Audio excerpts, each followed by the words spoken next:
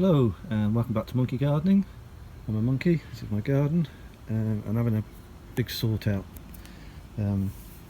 So I got some more wood from my friendly handyman neighbour, Martin. Hello Martin if you're watching. So I can do a better solution on this tomato house. The other thing that's happening is I'm getting a lot of butterflies in the garden, which are all very cute and everything, but I'm on alert for them laying eggs. Last year I had a major infestation of caterpillars on my brassicas. It sounds a bit unpleasant, so I'm just keeping an eye out for any eggs. The other thing I'm doing, which I learnt something new yesterday. I've mentioned before that sometimes you get courgettes which don't seem to grow on, they don't seem to get any bigger, and they just kind of die at the end and die off. Well, I found out that this is actually due to a lack of pollination. Apparently this didn't used to be a problem, but it is a problem now. So if you look on the courgette plant, there's male and female flowers. So the female flowers, here's one here, has the beginnings of a fruit behind it, and the male flowers, I'll show you one here, it just has a stalk, it doesn't have any juvenile fruit behind it. And if the female flower doesn't get pollinated, then the fruit behind it won't grow on. So what I've been doing is been giving it a helping hand. So someone on YouTube told me about this. So I've been taking, I'll show you. I've been taking the male flower, peeling back the petals to reveal the pollen, and then I'm gently putting the pollen onto the inside of the female flowers. They're closed at the moment, but earlier in the day they're open. So hopefully that'll solve that problem. I've always had this problem, I didn't know what it was. And nothing in any of the books I've read has told me this. So hopefully if you're growing courgettes as well, that'll be a useful tip to you. The only problem is the male and female flowers don't always seem to arrive at the same time, which makes sense because I imagine that the plant doesn't really want to be self-pollinating. But I've got quite a lot of courgette plants. So I should hopefully have enough males and females on the different plants that I can pollinate across. But even if you self-pollinate it, you should get the fruit. What else? I earthed up my potatoes yesterday. The potato plants got absolutely mental in that recent spell of wet weather.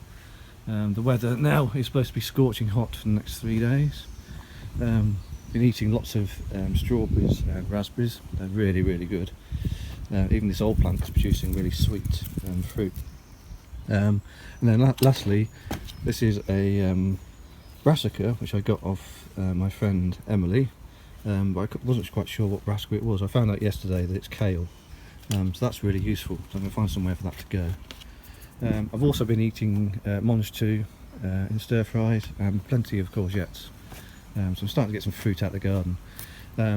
The other thing I'm going to do probably today is plant out my brassicas. I think they're going to live in this bed in a row down the back. So I've cleared out the things that are on the bed, and once I've moved this wood out of the way, we're going to have a patch here which will just be courgettes.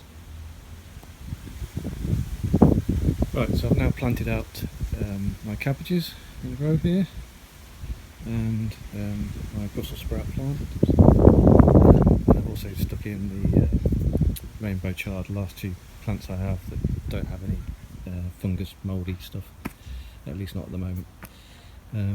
Next thing to do will be work out where the beans are going to live. I'll probably sort that out tomorrow. One thing that I noticed yesterday, remember I showed you that there's these semicircular cutouts all over my my peas. And I looked it up online, I thought it was a pea weevil, a little beetle. But I stood here the other day and it's bees. I saw a bee land on the leaf, cut out a big semicircle and then fly off carrying it. I didn't know bees did that. I like bees, so that makes me slightly less annoyed. So yeah,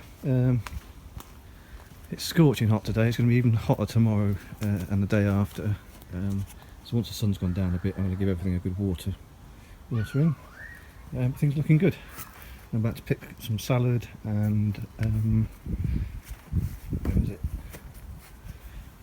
And this courgette to have with my supper. The courgettes are really coming on now, so that's great. It's really good to be finally getting some food out of the garden.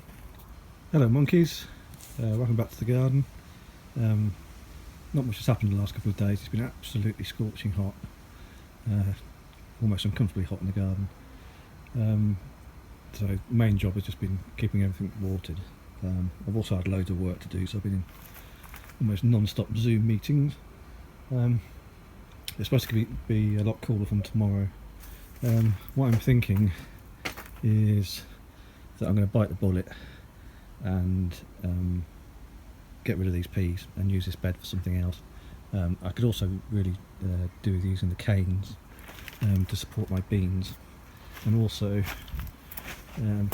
my butternut squash.